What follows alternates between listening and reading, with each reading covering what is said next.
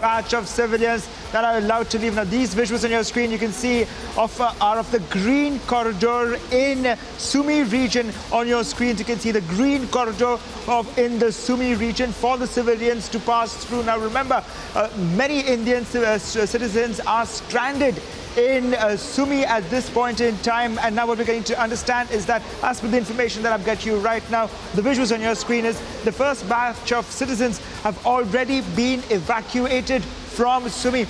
A big news coming in here of the safe passage of civilians from Sumy, and we are going to be tracking all those visuals very closely of the number of civilians that are allowed to leave Sumy. Now remember, Sumy has been pounded and we've seen heavy shelling in Sumy for the last 24 hours and a couple of days as well.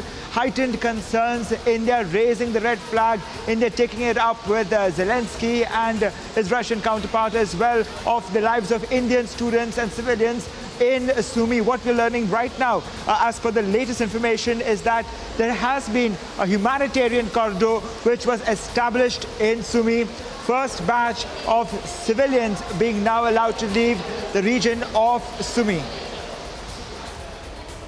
And yes, this is in fact Sumy, where just a few minutes back we also broke Crispino, where there was residential areas that had been targeted, and there were shambles of visuals in fact that we had seen of buildings that had come to light. And now we see the first batch of evacuees that are being taken away in safe transportation from Ukraine as well.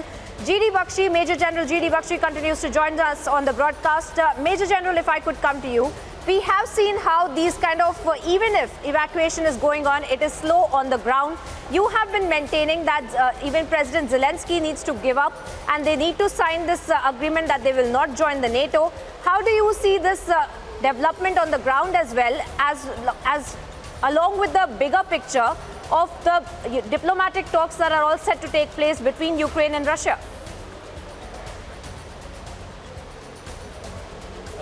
Look, I cannot legislate for what the president of Ukraine will decide as to how much of his country, military and civilian infrastructure he wants destroyed, because NATO and US are not going to put boots on the ground, number one. They're not going to declare a no-fly zone. The weapons they are supplying are purely defensive, that is javelins and stingers.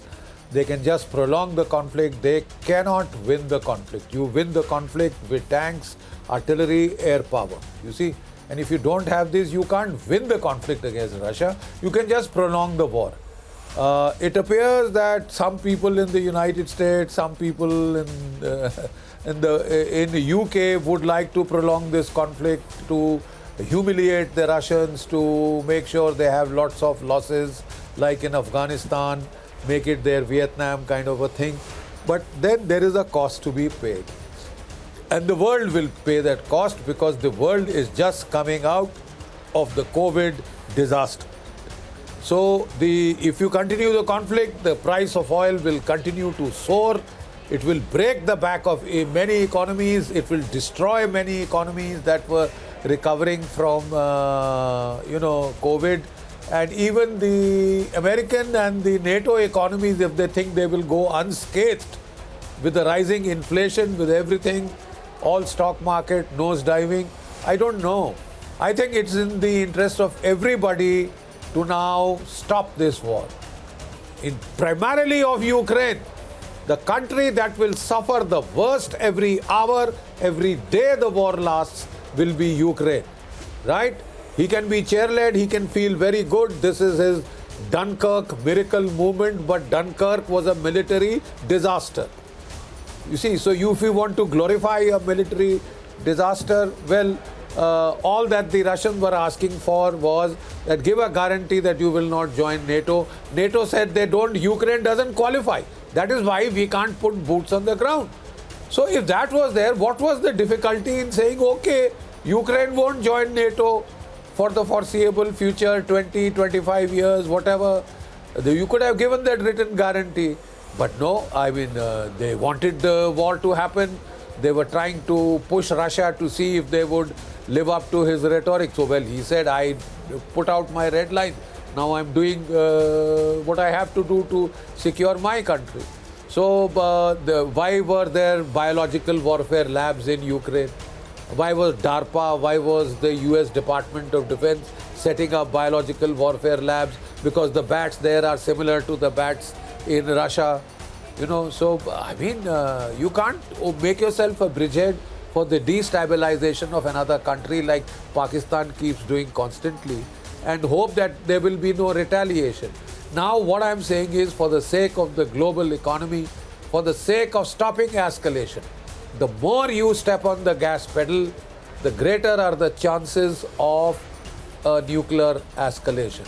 You know, when you weaponize the banking system, when you weaponize the SWIFT exchange system, you know, when you weaponize the economic sanctions, then beyond a point, it can push the other country into taking extreme options. Take your mind back to military history, Second World War. Similar economic sanctions were put against Japan. And Japan was so pressed against the wall that it felt it had no option left, and it did a preemptive strike in Pearl Harbor. Now that was a conventional scenario. Here the preemptive strike could well come with a tactical nuke on Kyiv, or I don't know where, or then from there it can escalate to any level. So those who think that they can indulge in a lot of brinkmanship are doing it at the expense of planet Earth, just for narrow, petty political egos. I think we need a ceasefire now. We need a ceasefire at the earliest possible. Major General G.D. Bakshi, stay on with us. Stay on with us. We are getting some more breaking updates. Let's take a look at what's really happening in Ukraine. We're looking at the developing situation on the ground. The first batch of evacuees being taken away from Sumy as well. Let's first take a look at this 1-minute report, and then we'll get you all the breaking updates.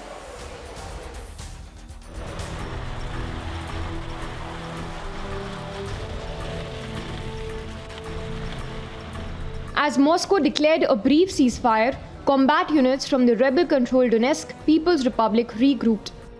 We're just now crossing a line of trenches, and I believe this is what used to be the Ukrainian line. Now this is all captured territory now that we're in, newly held territory by the Donetsk People's Republic and Russian forces. Russia's defense ministry shared footage of evacuees from Mariupol arriving in Donetsk.